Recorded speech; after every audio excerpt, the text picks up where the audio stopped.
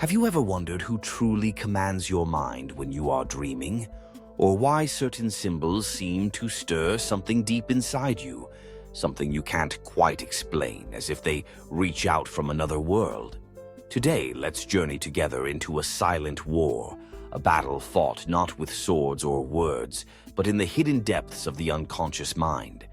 On one side, we find Sigmund Freud, the father of psychoanalysis, who believed that our darkest desires are repressed by the rules and morals of society. On the other, Carl Gustav Jung, Freud's most famous disciple and eventual challenger, who dared to claim that the unconscious is more than just a personal vault of forbidden wishes. It's a shared, collective space filled with ancient symbols and archetypes inherited from humanity itself. Who was right, Freud or Jung? Prepare to travel into the shadows of the human mind. Imagine, if you will, a dimly lit room. Within it, a slender man with piercing eyes strikes a match and lights a cigar. This is Freud, surrounded by stacks of books, scribbled notes, and the detritus of dissected dreams. To Freud, the human mind is a battlefield, a perpetual struggle between desire and guilt, between the primal id and the censoring superego. He sees the unconscious as a prison, a place where we lock away everything that society deems unacceptable. Now, shift your imagination to a different scene. A tranquil lake beneath the moon, its surface perfectly still, reflecting the mysteries of the night sky. At its edge stands Jung, gazing into the watery mirror as if searching for his own soul among the myths and legends of old. For Jung, the unconscious is not a prison, but an ocean, vast, deep, and brimming with the shared symbols and stories of humanity. Dreams to Jung aren't merely escapes. They are conversations with the old gods, a dialogue between our conscious selves and something far older. Freud viewed dreams as safety valves for the mind, allowing repressed sexual and aggressive desires to surface in disguised forms. In his view, dreams are codes to be cracked. A train entering a tunnel for Freud is seldom just a train. It's a symbol, a stand-in for something far more primal, often sexual in nature, masked to evade the censorship of our waking mind. Jung, on the other hand, saw dreams as sacred bridges between the conscious ego and a deeper, truer self. A spiritual guide revealing what we must understand to become whole. The train, in Jung's perspective, it might represent the soul's journey into the unknown, a movement toward the deepest layers of the unconscious. Freud believed that much of what shapes us is rooted in childhood, the dramas, the traumas, the unspoken family tensions. His approach to therapy was almost archaeological, digging through layer upon layer of memory, searching for the buried origins of adult suffering. Jung broke with this view. For him, the unconscious wasn't just a personal storeroom of forgotten pain. It was a collective inheritance, a vast web linking every human through universal symbols and recurring patterns. Have you ever dreamt of something you've never experienced, yet it feels strangely familiar? For Jung, this was proof of the collective unconscious at work. Their relationship began with mutual admiration. Freud looked to Jung as his intellectual heir, the man who would carry psychoanalysis into the future.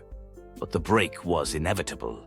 Freud insisted that the unconscious was driven by hidden desires, especially sexual ones.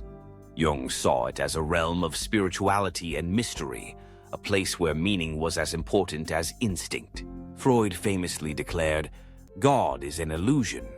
Jung's retort was equally famous and more enigmatic. "I don't believe in God. I know." Here lay the heart of their divergence, a fundamental disagreement about the role of the sacred in the psyche. Their methods in practice reflected these differences. Freud kept his patients lying on the couch, out of his line of sight, interpreting their silences and slips of the tongue.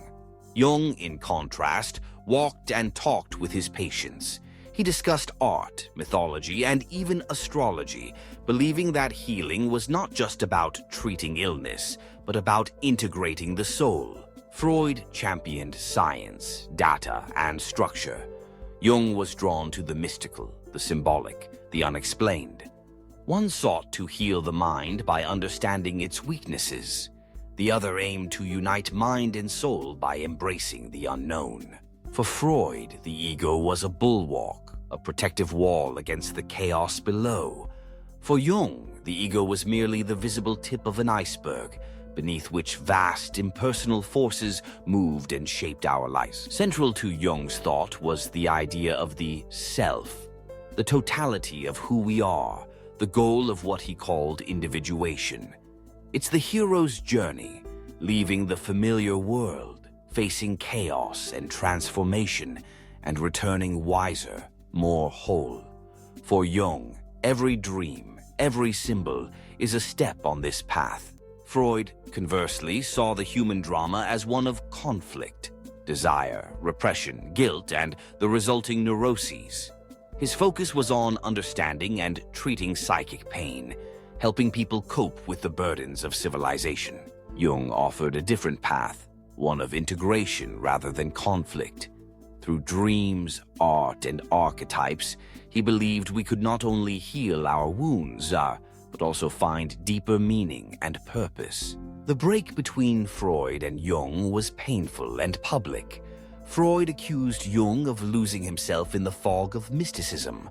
Jung saw Freud as a captive of his own rigid theory. At their core, both men were chasing the same elusive answer. Who are we really when no one is watching?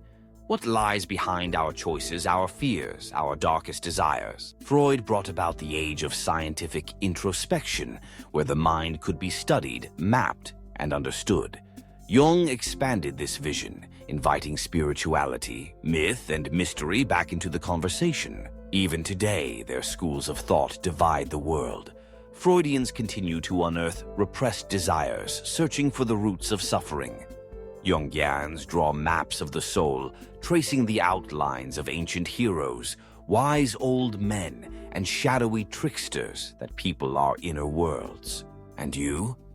When you dream, do you believe your mind is revealing forbidden wishes, or is it sending spiritual messages?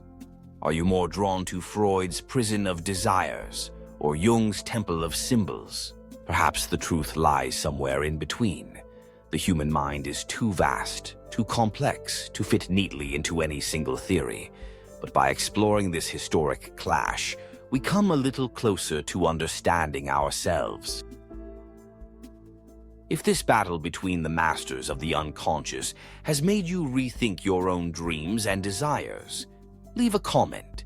Do you see the unconscious as a prison or a temple? Like and share if psychology fascinates you, and subscribe for more journeys into the mind. Here, the great debates are not just about history. They're an invitation to explore the deepest parts of who we are.